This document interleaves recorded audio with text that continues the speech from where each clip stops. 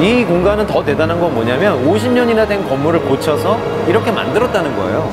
어디가 1층이고 어디가 2층이라는 게 사실 구분이 불가능해요.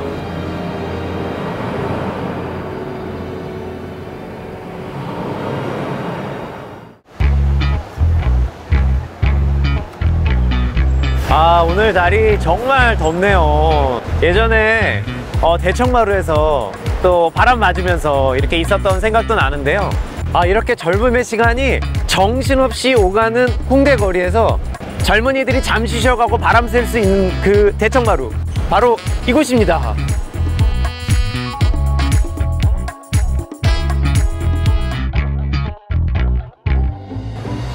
홍대 앞 노란 계단이라고 알려진 청춘마루입니다. 홍익대학교 건축학과 교수님들이 협심해서 같이 만들었고요. 제37회 서울시 건축상 최우수상을 받은 작품입니다. 흰색의 두툼한 열주들, 또 아주 두꺼운 캐노피, 이 근대 건축의 특성을 아주 확실하게 볼 수 있는 건물입니다. 좀 이상하지 않으세요? 이렇게 현대적인 건물이 어떻게 근대 건축의 특성을 담고 있지?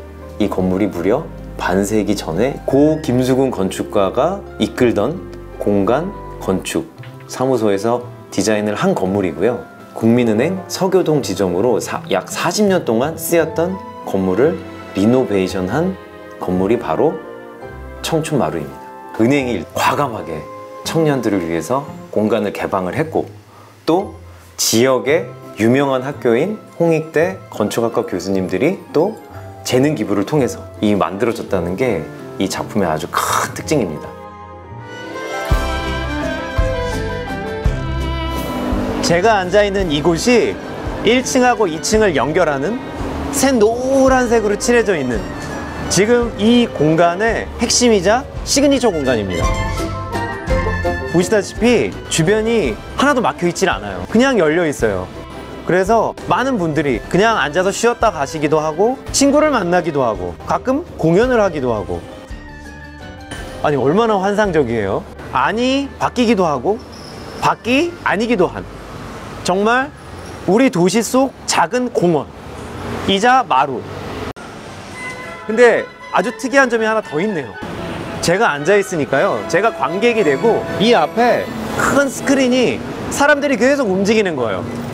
와, 이게 정말 이 하나의 극장이 되는데요. 그러니까 한마디로 얘기하면 영화극장의 모든 벽을 없애버렸다. 알도로시란 건축가가 이런 얘기를 했죠. 도시는 극장이고 모든 사람은 그것을 연기하는 배우다. 정말 바로 이곳이 도시는 극장이라는 그 말의 어떤 의미가 어떤 건지를 정말 절실하게 와닿게 하는, 이해하게 해주는 그런 곳이네요. 사전적인 의미의 계단은 두 단차가 나는 곳을 이어주는 것을 말합니다. 보통 위에서 아래로 내려오는 것보다는 아래에서 위로 올라가는 것에 더 중점을 두고 있죠. 하지만 계단은 꼭 오르기만을 위한 것은 아닙니다. 유럽의 많은 광장들은 계단을 같이 면하고 있습니다. 아주 좋은 예가 로마의 스페인 계단, 영화에도 등장을 했죠. 그 계단을 보면 오르고 내리는 기능도 있지만 사람들이 서로 만나고 교류하고 또 쉬는 그런 기능을 담는 것이 바로 이 계단 건축의 큰 특징 중에 하나입니다. 자, 미국에도 있잖아요. 타임스퀘어에 보면은 붉은 계단이라고 위에 계단이 있고 아래는 티켓 오피스가 있는데, 티켓 오피스의 기능보다 이 계단으로 더 유명해진 곳이 바로 이 붉은 계단입니다. 상상을 해보시죠. 내가 타임스퀘어의 중앙에 서 있다.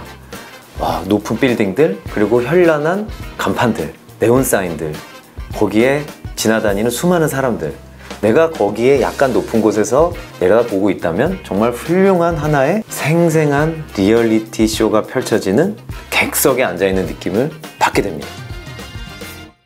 계단이 이렇게 올라가서 옥상까지 연결이 되네요. 이게 바로 청춘마루구나. 여기 또 계단이, 야, 이렇게 저도 모르는 새 극장 안으로 온 듯 했더니 이제 어느새 이렇게 옥상 정원까지 올라가네요. 보통은 이렇게 외부의 골목길을 건물로 끌어들일 때 폭이 그렇게 넓을 수가 없거든요. 조그만 이게 계단 하나도 상당히 올리기가 어려운데 이 청춘마루는 정말 청춘마루라고 할 만큼 아주 큼직한 계단이 도시에서 그냥 바로 끌어당겨 오니까 너무 자연스럽게 도시에서 바로 이 건물 안으로 들어왔다는 그 인식을 못할 정도로 정말 너무너무 환상적인 건물입니다. 와, 이 홍대 정말 글쎄 한 50년의 역사가 격하게 쌓여서 이게 이렇게 한눈에 쫙 보이네요. 그리고 세월의 흔적들도 또 수직적으로 쌓여서 뭐 옥상에 옛날에 증축했던 모습들, 뭐 또 심지어 에어컨 실외기들, 간판들 이런 것까지 정말 홍대의 변해가는 모습을 이렇게 시간의 흐름으로 느낄 수 있다고 할까요? 아마 이 처음 오신 분들은 층 구분을 하기가 참 어려우실 거예요. 우리가 보통 하면 1층, 2층, 3층, 옥상 이렇게 정확하게 나뉘어 있는데 이 건물은 계단 자체가 층이거든요. 그러니까 1층과 2층을 연결하는 그런 연결하는 개념만 있는 거지 어디가 1층이고 어디가 2층이라는 게 사실 구분이 불가능해요.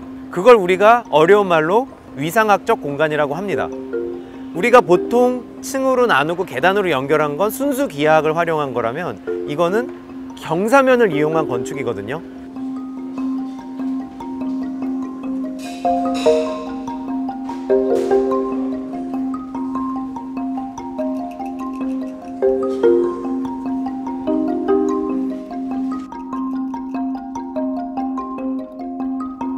그러니까 시선적으로는 열려 있으니까 하나의 층이지만 사실 물리적인 접근은 안 되니까 지하라고 봐야 되는 거죠. 근데 지하 입장에서는 너무 좋은 게 1층과 열려 있으니까 지하스럽지 않고 또 1층은 1층대로 공간감이 있어서 좋고.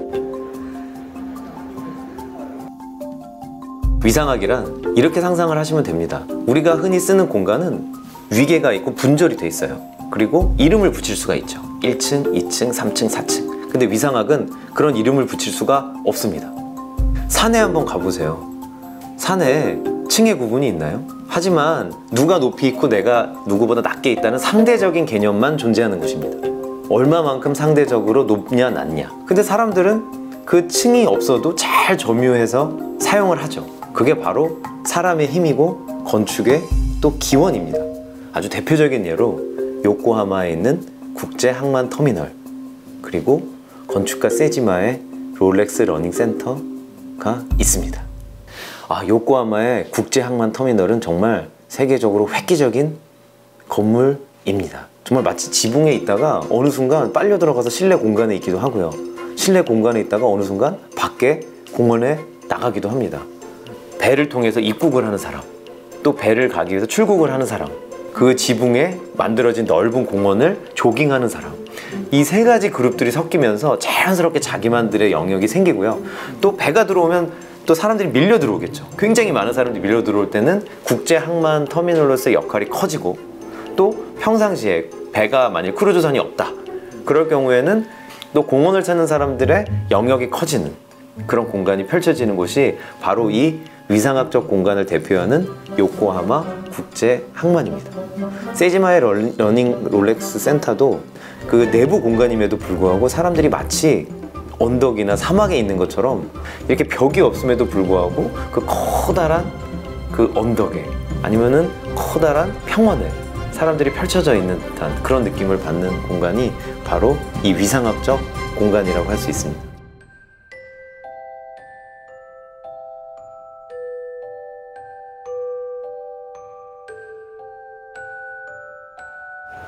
이야, 진짜 옛날 계단이다 이거. 와, 야, 물갈기한 이 옛날 계단을 그대로 살리셨네. 야,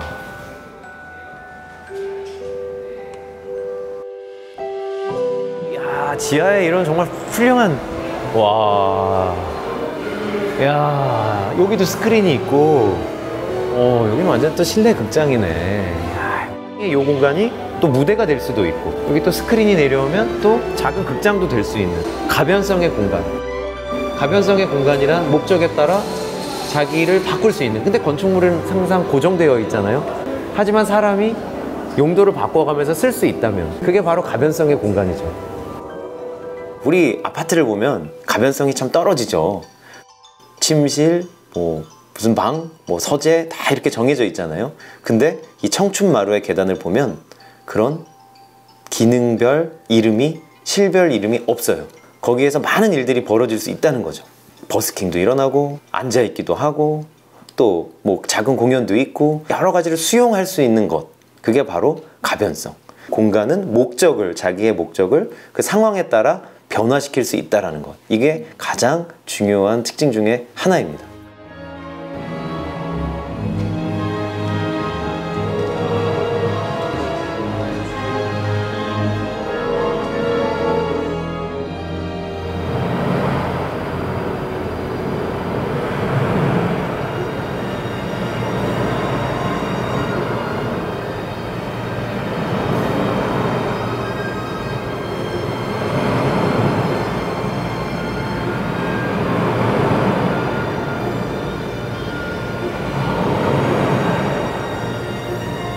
이 공간은 더 대단한 건 뭐냐면 50년이나 된 건물을 고쳐서 이렇게 만들었다는 거예요. 예전에는요, 이 계단은 없었을 거고 여기에 층이 있었을 겁니다. 꽉 채워 있었을 텐데 이걸 다 헐어내고 계단을 새로 만든 거죠. 거기다가 한 번만 만든 게 아니라 이게 아까 제가 1층에서 올라왔던 그 계단의 밑면이거든요. 그리고 이걸 옥상까지 연결해서 만들었으니까 새로 건물을 만드는 것보다는 상당히 어렵죠. 그리고 이 건물을 리모델링 할 때 교수님들이 염두에 두셨던 아주 중요한 두 가지 특징이 있었다고 합니다. 그 첫 번째는 역사성인데요. 이 건물이 지어진 시기가 바로 70년대입니다. 70년대면은 그 근대주의 건축이 굉장히 또 팽배하고 굉장히 유행이 되었던 시기인데, 자, 이제 반세기가 지나서 새로운 기능을 담아야 되는데 교수님들은 이렇게 생각합니다. 자, 어쨌든 우리의 역사성을 존중을 하자. 그러기 위해서는 다 모든 거를 지우지 말고 파사드, 주 구조재들을 그대로 남김으로써 기억의 역사성을 간직하도록 하자. 이게 교수님들께서 스스로 정했던 원칙이라고 합니다. 건물 자체가 근대의 유산이거든요. 우리의 하나의 역사로서. 그런 의미에서 이 건물을 외관을 보존했다는 것은 아주 중요하고도 큰 결정이었다고 생각을 합니다. 그리고 두 번째는 바로 공공성입니다. 우리 길 가면서 벤치 보기 정말 어렵지 않아요? 점점 무료로 앉아있을 공간이 사라지고 있습니다. 홍대도 마찬가지예요. 그렇게 사람들이 많고 기다리고 공연을 봐야 되는데 정작 앉을 수 있는 곳들은 사라지고 있죠. 이 청춘마루의 가장 중요한 특징 중에 하나는 무료로 앉아서 쉴 수 있는 공간. 이게 바로 큰 특징 중에 하나입니다.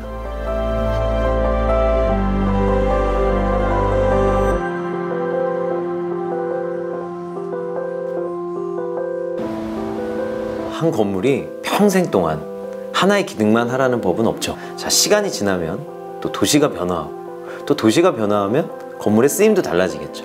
자기의 역할과 목적을 달리한다면 앞으로도 미래에도 같이 사용할 수 있는 건물이 되는 거죠. 자, 이것들을 어떻게 잘 수용하느냐 하는 것이 바로 도시와 도시건축의 힘이 아닐까요?